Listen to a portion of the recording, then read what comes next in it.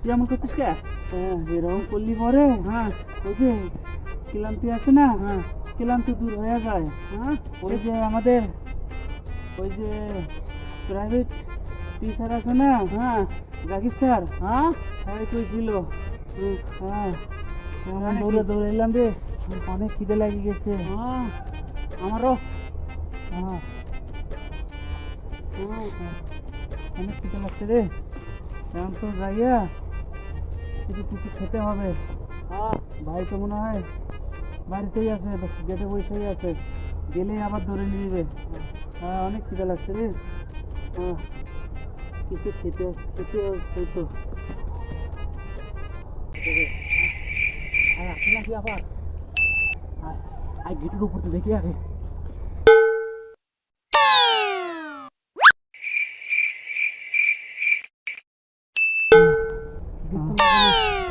Gate লাগাই দিছে।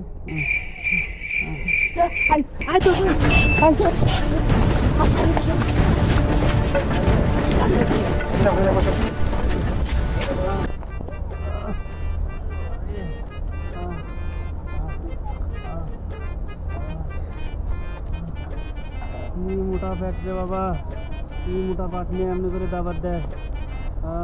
আবার এসে লাঠিনে বই আছে, লাঠিনে ওই জায়গায় বই আছে। আমার দেখছে মনে হয়। তুই কি খাচ্ছিস? ঘাস খাচ্ছি। ঘাস খাচ্ছিস? খিদের জন্য ঘাস খাচ্ছি। ঘাস খাচ্ছিস কেন? তুই গরু নাই রে?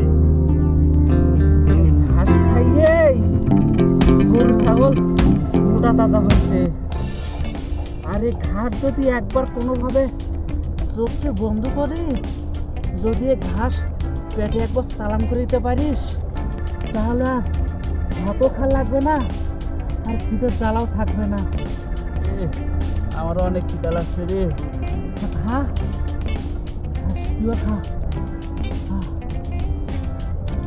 তুইও আমার মতো পেটের মধ্যে এমনি করে হাত দিয়ে থাকলে তাহলে আর খিদা লাগবে না।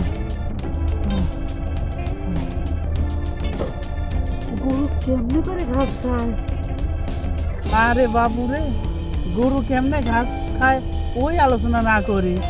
পেটে ক্ষুদা লেগেছে, পেটে ক্ষুদে চোখও করতেছে। আরে বাবা, আমি তো সেই জন্যই এরম করে বসেছি, দেখিস না পেটের মতো চাপ দিয়ে রাখছি। এরম করে আমার মতো করে বস, তাহলে পেটে চাপ দিয়ে রাখছি, খিদে লাগবে না রে।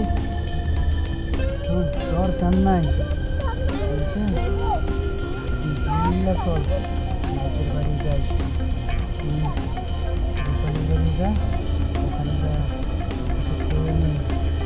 সেটা তো লাগবে না, হবু শ্বশুর বাড়ি গিয়ে ভাত খাবো। হ্যাঁ আরে বাপু, তাতে সমস্যাটা কি? কেউ তো আর দেখতেছে না। আমি এর বাড়ি যাবো, তুই ওর বাড়ি যাবি, দুজনেই খাইয়ে পরে রাত্রে বাড়ি ফিরবো। কেউ তো দেখবে না। স্টেজে কেমনে লাগবে? লাগবে রে বাবা, লাগবে। ও তুই বুঝবি না, খিদে একটা চুচু করতেছে। তাতে কি হয়েছে? বিয়ে করি নাই, বিয়ে তো করবো। আমরা কি বিয়ে করবো না? হ্যাঁ করবো তো, ঠিক আছে। শ্বশুর বাড়ি গিয়ে খাবো, এটা একটা স্ট্যাটাসের ব্যাপার না। কিসের স্ট্যাটাস? বিয়ের কাছে কিসের স্ট্যাটাস? আমি যাবো, ঘুমিয়ে আয় না গিয়ে নাই। যাবি, আমাকে উঠে দেবে না। তোকে উঠাবো, আমার এই শক্তি নাই। ওরে বাবা।